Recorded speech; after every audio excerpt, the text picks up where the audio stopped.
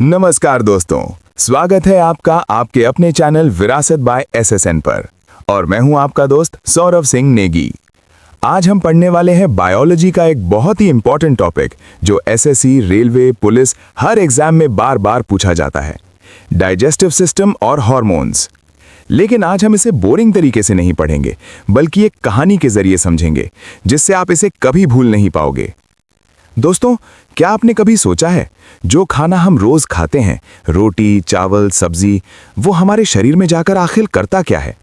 क्या वो वैसे का वैसा ही शरीर का हिस्सा बन जाता है, या फिर उसके पीछे कोई बहुत बड़ा सिस्टम काम करता है? आज हम जानेंगे डाइजेस्टिव सिस्टम को, लेकिन किताबों की तरह नहीं, बल्कि एक ऐसी कहानी के जरिए जो आपको एग्जाम में हर क्वेश्चन याद दिला देगी। तो चलिए शुरू करते हैं एक रोटी के टुकड़े की अनोखी यात्रा। एक दिन आपने गरम गरम रोटी का टुकड़ा खाया। जैसे ही वो मुंह में गया, उसकी कहानी शुरू हो गई। रोटी ने सोचा, मैं तो बस खाई गई हूं, अब मेरा क्या होगा? तभी अचानक दांत बोले, डरो मत, हम तुम्हें छोटे छोटे टुकड़ों में तोड़ेंगे। ये प्रोसेस कहलाता है मैकेनिकल डाइजेशन। लेकिन कहानी यहीं खत्म नहीं होती। तभी एंट्री होती है सलाइवा यानी लार की।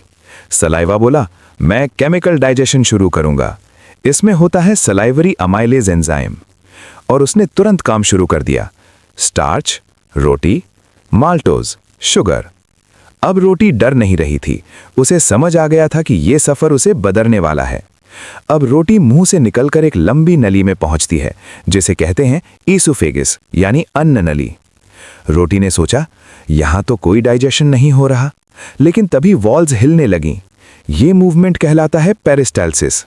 ये रोटी को धीरे धीरे स्टमक तक पहुंचाता है। अब रोटी अगले पड़ाव की ओर बढ़ रही थी। अब रोटी पहुंचती है एक खतरनाक जगह, स्टमक यानी अमाशय। जैसे ही वो अंदर गई, उसे लगा जैसे वो किसी केमिकल फैक्ट्री में आ गई हो। यहां मिलता है गैस्ट्रिक जूस, जिसमें 3 चीजें इंपॉर्टेंट हैं। HCl यानी हाइड्रोक्लोरिक एसिड, बैक्टीरिया को खत्म करता है। पेप्सिन एंजाइम प्रोटीन को तोड़ता है। म्यूकस स्टमक को एसिड से बचाता है। पेप्सिन बोला, अब मेरी बारी है। Protein, peptone. अब रोटी धीरे धीरे लिक्विड जैसी बन रही थी, जिसे कहते हैं काइम। अब उसका असली ट्रांसफॉर्मेशन शुरू हो चुका था। अब रोटी पहुंचती है डाइजेस्टिव सिस्टम के सबसे इंपॉर्टेंट पार्ट में, स्मॉल इंटेस्टाइन यानी छोटी आंत। रोटी ने देखा, यहां सब कुछ बहुत एडवांस्ड है। यहां 3 बड़े हेल्पर्स आते हैं। 1, लिवर का बाइल जूस। बाइल बोला, मैं फैट को छोटे छोटे ड्रॉपलेट्स में बदलूंगा। इसे कहते हैं इमल्सिफिकेशन ऑफ फैट। 2, पैनक्रियास का जूस। पैनक्रियास बोला, मैं मल्टी टैलेंटेड हूं। A, trypsin protein digestion. B, amylase carbohydrate digestion. C, lipase fat digestion. 3, intestinal juice. ये फाइनल फिनिशिंग करता है, सारे न्यूट्रिएंट्स को अब्सॉर्ब होने लायक बनाता है। अब सबसे इंपॉर्टेंट मोमेंट आता है। स्मॉल इंटेस्टाइन की वॉल्स में होते हैं विली, जो न्यूट्रिएंट्स को ब्लड में भेजते हैं।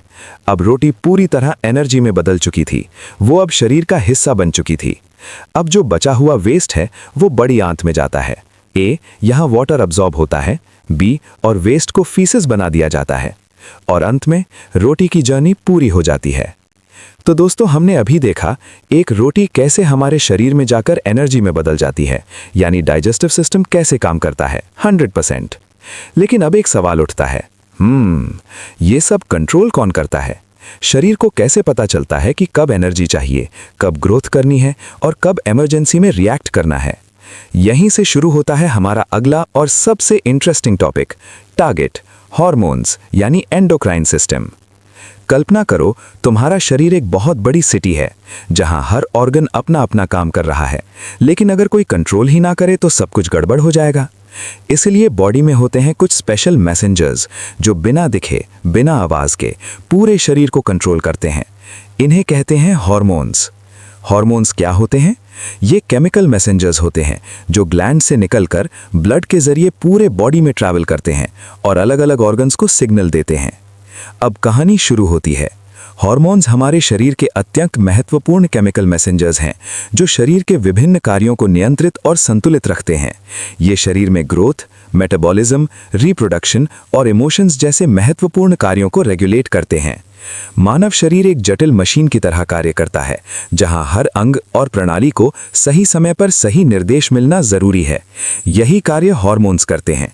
ये बिना किसी शोर या संकेत के रक्त के माध्यम से पूरे शरीर में ट्रैवल करते हैं और टारगेट ऑर्गन्स तक पहुंचकर अपना प्रभाव दिखाते हैं।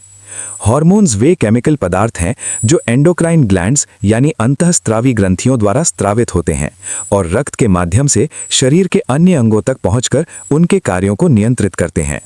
सरल भाषा में, hormones is equal to body के केमिकल मैसेंजर्स। हार्मोन्स हमारे शरीर के अत्यंत महत्वपूर्ण केमिकल मैसेंजर्स हैं जो शरीर के विभिन्न कार्यों को नियंत्रित और संतुलित रखते हैं। ये शरीर में ग्रोथ, मेटाबॉलिज्म, रिप्रोडक्शन और इमोशंस जैसे महत्वपूर्ण कार्यों को रेगुलेट करते हैं। यदि हार्मोन्स का संतुलन बिगड़ जाता है तो शरीर में कई प्रकार की बीमारियां उत्पन्न हो सकती हैं। इसलिए हार्मोन्स का सही स्तर बनाए रखना अत्यंत आवश्यक है। इस प्रकार हार्मोन्स हमारे शरीर के साइलेंट कंट्रोलर्स हैं जो बिना दिखाई दिए शरीर को सुचारू रूप से चलाते हैं। तो दोस्तों, ये था हमारे शरीर का सीक्रेट कंट्रोल सिस्टम, हार्मोन्स। अगर आपको ये स्टोरी पसंद आई हो तो वीडियो को लाइक करें और चैनल विरासत बाय एसएसएन को सब्सक्राइब जरूर करें। मैं हूं आपका दोस्त सौरभ सिंह नेगी। मिलते हैं अगले वीडियो में। धन्यवाद।